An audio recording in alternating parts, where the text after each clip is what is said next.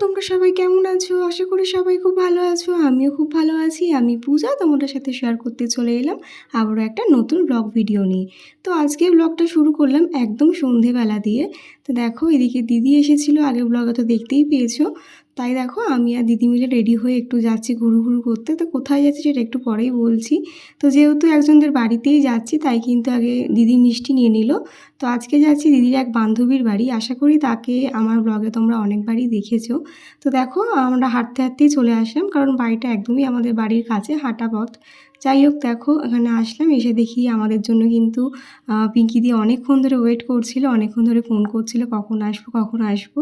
তো দেখো এসে তো এখানে ভাই বোন মিলে খাটে উঠে টিভি দেখা শুরু করে দিয়েছে। আর মামাম কিন্তু এসে ওর পিমুনিকে নাচও দেখিয়ে দিয়েছে। যাই হোক এখানে তো এসেছি অনেকগুলো দিন পর, আসাই হয় না পিঙ্কি দিদের বাড়িতে। তো আজকে আসলাম, পিঙ্কিদি অনেকবার করে ডাকছিল তাই। তো দেখো আসার সাথে সাথেই আমাদেরকে দিয়ে দিয়েছিল সিঙ্গারা আর মিষ্টি। আর মিষ্টি দেখি মানে এতদিন ডায়েট করাতে মিষ্টি যেন ছুঁয়েও দেখিনি। আর এখন এই কদিন ধরে এত মিষ্টি খাওয়া হয়ে যাচ্ছে না যে কী বলবো। তো তারপরে দেখো মিষ্টি খাওয়ার পর দিয়ে দিয়েছিল হচ্ছে রোল। তো সেটা খেয়ে কিন্তু আমরা জমিয়ে আড্ডা দিলাম সবাই মিলে।